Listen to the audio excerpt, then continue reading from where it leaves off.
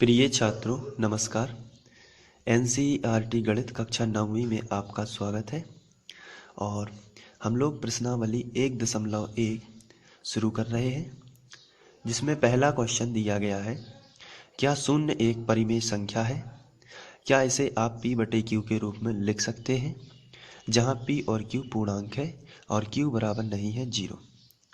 तो जब मैं इसके पहले बता चुका हूँ कि संख्या पद्धति में बेसिक चीज़ें जो हैं मैंने ये सब आपको बता दी हैं, और उसमें ये भी आपको समझाया था कि शून्य एक परिमेय संख्या है या नहीं।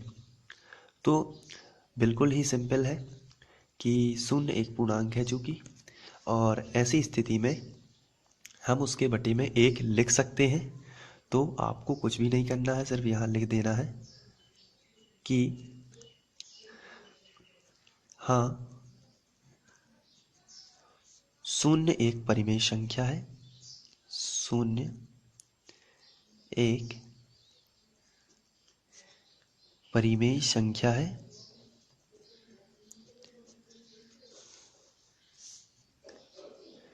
परिमेय संख्या है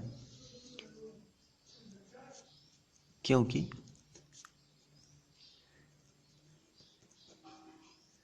इसके हर के रूप में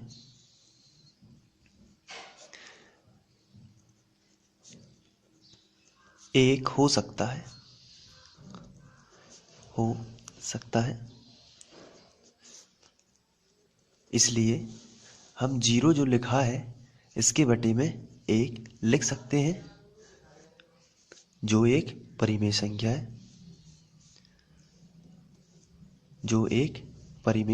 है। परिमेय संख्या है। तो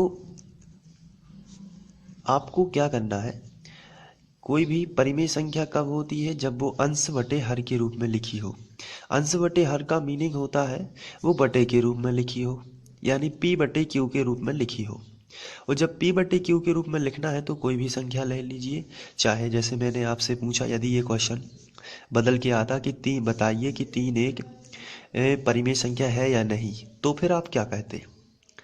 तो ऐसी स्थिति में 3 के बटे में 1 कर सकते हैं बहुत आसानी से। तो क्योंकि कोई भी पूर्णांक हो, 0 भी उसमें शामिल है, तो उसके बटे में हम 1 कर सकते हैं। जब उसके बटे में हम 1 कर सकते हैं तो वो एक परिमेय संख्या बन जाती है। तो आपको ध्यान रखना है कि ऐसे क्वेश्चन यदि एग्जाम में आते हैं कि क्या कोई परिमेय संख्या है, ये p बराबर नहीं है 0, तो ये तो ऐसे ही आपको सिर्फ इतना याद रखना है कि यदि कोई पूर्णांक है तो उसके बटे में आप 1 लिख सकते हो, और जब उसके बटे में आप 1 लिख सकते हो तो वो परिमेय संख्या बन जाती है। जैसे मैंने आपसे पूछा, क्या 4 एक परिमेय संख्या है, तो आप क्या कहेंगे? तो इसका आंसर है हाँ, 4 एक परिमेय संख्या है। अब क्यों है? क्योंकि मैं इसके बटे में 1 लिख सकता हूँ। इसका सीधा सीधा आंसर यही होता है। तो ये क्वेश्चन आपको समझ में आ गया होगा, तो इसको नोट कर लीजिए आप, क्योंकि ये बिल्कुल वैसे ही लिखाए जा रहे हैं जैसे आपको अपनी नोटबुक में लिखना है और एग्ज़ाम में लिखना है। तो ये पहला सॉल्व हो जाता है। आगे बढ़ते हैं। इसके बाद नेक्स्ट क्वेश्चन है, 3 और 4 के बीच में 6 परिमेय संख्या ज्ञात कीजिए। तो ये क्वेश्चन आखिर बना क्यों है, ये कहाँ से आया, 3 और 4 क्या होता है, तो इसको आप थोड़ा सा समझ लीजिए। तो इसको हम स्केल की सहायता से समझ सकते हैं। 3 और 4 जो है वो स्केल के कोई बिंदु हैं, ये 3 और ये 4। इसे हम संख्या रेखा से भी समझ सकते हैं, तो स्केल संख्या रेखा का ही हिस्सा है, तो आप यहाँ से समझ सकते हैं। ये जो 3 है और ये 4 है, इसके बीच में कई छोटे छोटे आपको लाइनें दिख रही होंगी। ये छोटी छोटी हर एक लाइन अपने आप में महत्वपूर्ण है। जैसे ये जो पहली लाइन आपको दिख रही है, ये जो पहली लाइन है ये वाली, तो इसमें आप इसको लिख सकते हैं 3.1। इसके बाद ये दूसरी लाइन है, इसको आप लिख सकते हैं 3.2, इसको 3.3, इसको 3.4 और इसको 3.5। तो इसमें हम बोल सकते हैं कि अब इसमें एक और मुख्य चीज है कि 3 और 3.1 के बीच में और भी छोटी छोटी 10 लाइनें होती हैं यहाँ पे, और यहाँ में भी 10 लाइन होती है, यहाँ में भी, मतलब, और फिर उसके भीतर भी 10 लाइन होती है, और फिर उसके भीतर तो ये बहुत ही छोटी दूरियां होती हैं। जैसे आपने देखा होगा बैक्टीरिया वगैरह की लंबाई नापने में नैनोमीटर में, तो और माइक्रोमीटर होते हैं बहुत छोटे छोटे, डेसीमीटर। तो अब इसमें आप छोटी दूरियों के लिए तो मैं कहूँगा नैनोमीटर, और भी छोटी दूरियां होती हैं 10⁻⁶ की घात, 10⁻², 10⁻⁻⁹, 10⁻⁻6, ये जो होता है ये दूरियां होती हैं। तो अब क्वेश्चन इसी आधार पर बनाया गया है, यदि आप इसकी व्यवहारिकता पे जाएं कि 3 और 4 के बीच में 6 परिमेय संख्या निकालिए। तो 3 और 4 के बीच में यदि आपको 6 परिमेय संख्या निकालनी है, तो आप तो कहेंगे 3 और 4 के बीच में तो 3.1 आता है, 3.2, ये तो आप कह सकते हैं। जैसे ये है 3.5, ऐसा आता है। लेकिन परिमेय संख्या चाहिए तो 3.5 को आप कैसे लिख सकते हो? 3.5 को आप 7/2 के फॉर्म में लिख सकते हो। तो ये तो इसकी व्यवहारिकता हो जाती है, परंतु इसको सॉल्व कैसे करते हैं? तो उसका फॉर्मूला होता है बीच की परिमेय संख्या निकालने के लिए, और उसका जो फॉर्मूला होता है वो होता है a-b/2। तो चलिए देखते हैं इसको सॉल्व करते कैसे हैं। ये तो इसकी व्यवहारिकता है। तो इसको सॉल्व करने के लिए तो इसमें आपको जो 3 और 4 के बीच में परिमेय संख्या निकालनी है, तो सबसे पहले आपको मानना है ए बराबर आपको 3 मानना है। तो आप ऊपर लिख सकते हैं माना, और ए का मान हो जाएगा 3 और बी का मान हो जाएगा 4। तो ये ए और बी के, अब हम लोग चूंकि बीच की परिमेय संख्या निकालनी है तो उसका फॉर्मूला होता है 1/2 a + b। तो आप लिखेंगे 3 और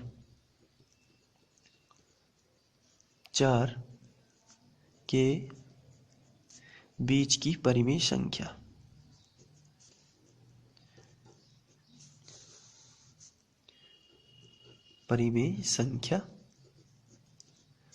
और जो बीच की परिमेय संख्या होगी वो हो जाएगी 1/2 ब्रैकेट में a + b। तो 1/2 ज्यों का त्यों रहेगा। a का मान आपको पता है, a का मान 3 है और b का मान 4 है।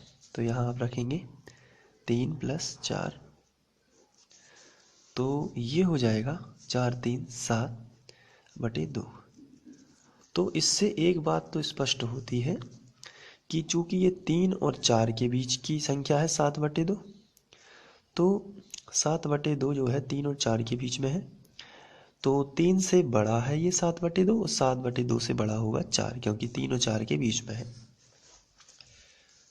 तो फिर ऐसी स्थिति में आप 3 और 7/2 के बीच की भी संख्या निकाल सकते हैं, और 3 और 7/2 तो फिर आपको ऐसा लिख लेना है। इससे आपको अनुमान लग जाता है कि बीच में 7/2 है तो इसके बीच की निकाल लेना है परिमेय संख्या। तो अब हम लिखेंगे यहाँ a का मान अब आप 3 लेना है और b का मान 7/2। तो यहाँ a बराबर आप लेंगे 3 और b बराबर अब आपको ले लेना है 7/2। अब आपको लिखना है 3 और 7/2 के बीच की परिमेय संख्या, बीच की परिमेय संख्या। तो इसके बीच की जो परिमेय संख्या आएगी वो हो जाएगी 1/2 a + b। तो 1/2 a का मान आएगा 3 और b का मान आ जाएगा 7/2। तो इसको आगे सॉल्व करते हैं। तो आएगा 1/2, 3 दूनी 6, यहाँ गुणा कर देना और यहाँ प्लस कर देना। 3 दूनी 6, 6 7 13, तो 13/2 आ जाएगा ये। तो फिर यहाँ से 1/2 और ब्रैकेट हटाएंगे तो गुणा लग जाएगा और 13/2 आ जाएगा। तो फिर हम लोग लिखेंगे 13 एकम 13 और 2 दूनी 4, तो ये 13/4 आंसर आ गया। तो हम लोग ने एक और बनाया कि 3 और 7/2 के बीच में हमें मिला है 13/4। तो इसका मीनिंग ये हुआ कि 3 से बड़ा 13/4 और 13/4 से बड़ा 7/2। तो फिर हम यहाँ से इन दोनों के बीच में भी एक परिमेय संख्या निकाल सकते हैं और इन दोनों के बीच में भी निकाल सकते हैं। तो और यहाँ से हम लोगों को पता है कि 7/2 से बड़ा 4 है, क्योंकि हमें पता है 3 और 4 के बीच की हम लोग परिमेय संख्या निकाल रहे हैं, जिनमें से हमें 2 परिमेय संख्या मिल चुकी हैं, 13/4 और 7/2। तो आप इन दोनों के बीच की भी निकाल सकते हैं, इन दोनों के बीच की, इन दोनों की, क्योंकि वो 3 और 4 के बीच में ही रहेंगी। तो हम लोग निकाल रहे हैं जो वो निकालेंगे किसी भी 3 और 13/4 के बीच की निकाल लेते हैं। चलिए, तो अब हम लोग a बराबर लेंगे 3 और b बराबर ले लेंगे 13/4। तो फिर यहाँ से हम लोग यहाँ माना लिख सकते हैं। तो 3 और 13/4 के बीच की परिमेय संख्या, बीच की परिमेय संख्या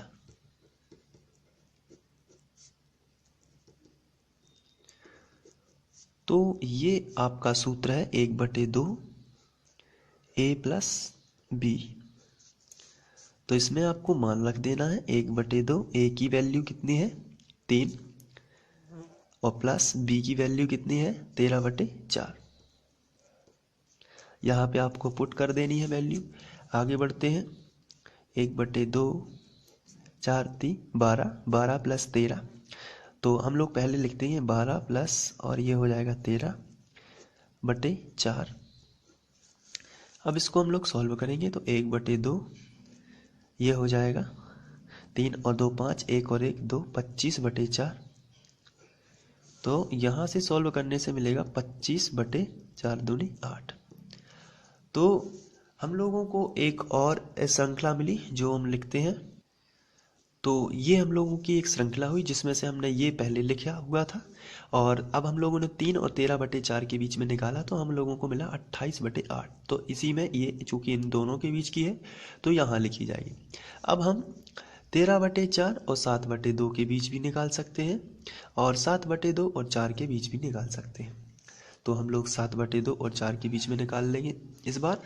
तो a का मान बताइए कितना होगा 7/2 और b का मान कितना होगा 4। तो सूत्र जो होगा हम लोग सबसे पहले लिखेंगे तो 7/2 और 4 के बीच की परिमेय संख्या,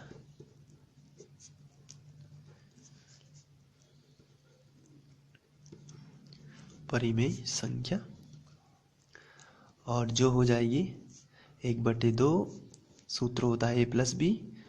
तो चूंकि a का मान भी पता है और b का मान भी हम लोगों को पता है तो 1/2 a का मान कितना हो जाएगा 7/2 और b का मान हो जाएगा 4। तो यहाँ से 1/2 4 दूनी 8 तो प्लस 7 प्लस 8/2 ये एलसीएम से गुणा हो जाता है 4 का 2 का 4 में, तो 4 दूनी 8/2 हो जाता है बराबर 1/2। ये हो जाएगा 8 7 15/2। तो यहाँ हम लोग जब सॉल्व करेंगे तो ये हो जाएगा 15 एकम 15/2 दूनी 4। तो ये 15/4 आ जाएगी। तो इस हिसाब से हम लोगों की श्रृंखला जो बनेगी वो हो जाएगी, ये हम लोगों की श्रृंखला हो जाएगी जिसमें 3 4 और बाकी सब ये बीच की 3 और 4 के बीच की परिमेय संख्या हम लोग क्रम से निकाल रहे हैं।